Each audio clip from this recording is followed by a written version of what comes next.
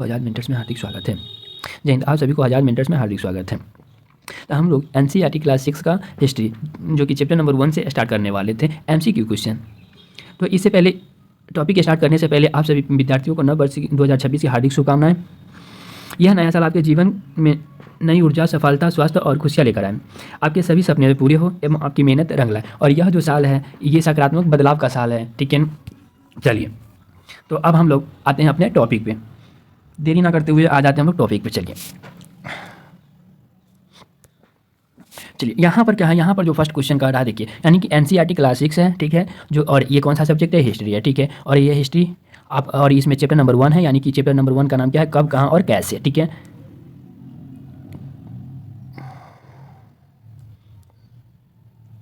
कब, कहाँ और कैसे, यानी कि एनसीईआरटी क्लास 6 का हिस्ट्री है, ठीक है। हम लोग आज एमसीक्यू क्वेश्चन को कवर करेंगे और ये एमसीक्यू क्वेश्चन चैप्टर नंबर 1 है, ठीक है। और इस चैप्टर नंबर 1 का नाम क्या है, कब, कहाँ और कैसे।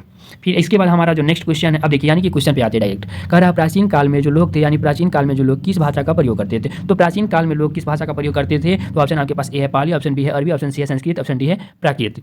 तो प्राचीन भाषा में लोग प्राकृत भाषा का क्या करते थे, प्रयोग करते। तो हमारा राइट आंसर क्या हो जाएगा, प्राकृत भाषा। क्या हो जाएगा, प्राकृत भाषा।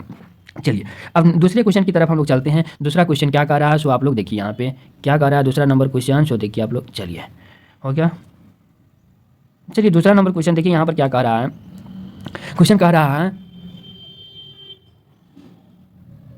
वर्ष की गणना किसकी जन्म की तिथि से की जाती है। यानी कि वर्ष की जब गणना की जाती थी उस समय किसके जन्म की तिथि से स्टार्ट की गई थी। तो ऑप्शन ए है आपके पास कनिष्क है, option B Mahatma Buddha, option C Cunningham, option D Isa Masih. तो आप बताइए दोस्तों, इसका राइट आंसर क्या हो जाएगा। तो इसका राइट आंसर होगा क्या, ईसा मसीह। क्या हो जाएगा, ईसा मसीह। यानी कि ईसा मसीह के जन्म से ही तिथि के ही वर्ष की गणना की गई है। चलिए अब नेक्स्ट क्वेश्चन की तरफ हम लोग क्या करते हैं, बढ़ते हैं। देखिए अब नेक्स्ट क्वेश्चन क्या कर रहा है, नेक्स्ट क्वेश्चन हमारा यही है, क्या है, अच्छा ये क्वेश्चन रिपीट हो गया नहीं। चलिए कोई दिक्कत नहीं, नेक्स्ट क्वेश्चन की ओर चलते हैं। फिर से नेक्स्ट क्वेश्चन वही आ गया। चलिए नेक्स्ट क्वेश्चन अब यहाँ पर आ जाते हैं हम लोग।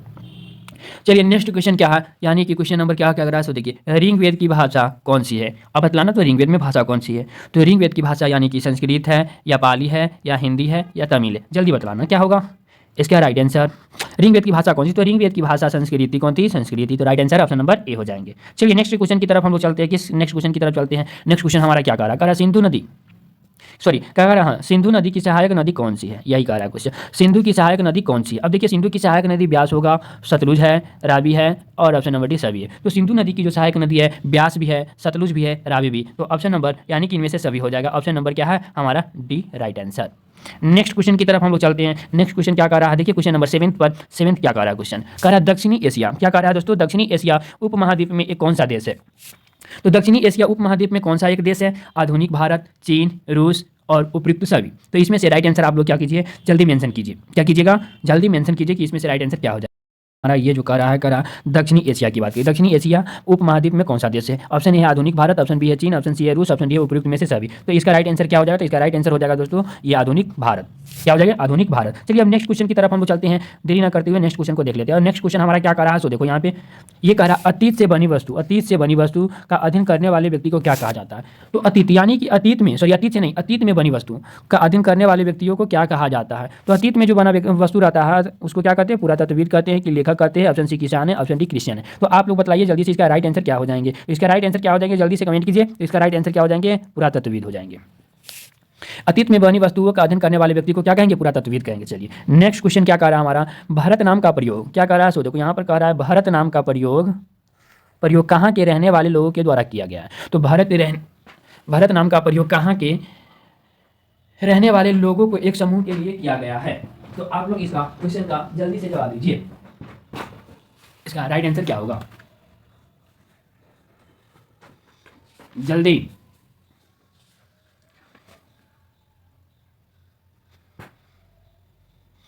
देखिए चलिए देखिए यहाँ पर, देखिए यहाँ पे आपके पास ऑप्शन क्या क्या है। सो देखिए कह रहा ऑप्शन ए उत्तर पूर्व, ऑप्शन बी है उत्तर पश्चिम, ऑप्शन सी है दक्षिण पूर्व और ऑप्शन डी है नॉन ऑफ दीज। तो इसका राइट आंसर क्या हो जाएगा, तो इसका राइट आंसर ये क्या हो जाएगा, तो उत्तर पश्चिम हो जाएगा। इसका राइट आंसर क्या हो जाएगा दोस्तों, उत्तर और पश्चिम हो जाएगा। देखिए उत्तर पश्चिम है कहीं पे, तो ऑप्शन नंबर बी हमारा राइट आंसर हो जाएगा। चलिए आज का लास्ट क्वेश्चन यानी कि आखिरी क्वेश्चन क्या है, सो आप लोग देख लीजिए। चलिए आज का आखिरी क्वेश्चन देख लेते हैं हम लोग। क्वेश्चन नंबर 10 क्या कर रहा है, ईसाई धर्म के प्रवर्तक कौन है। ईसाई धर्म के प्रवर्तक कौन थे।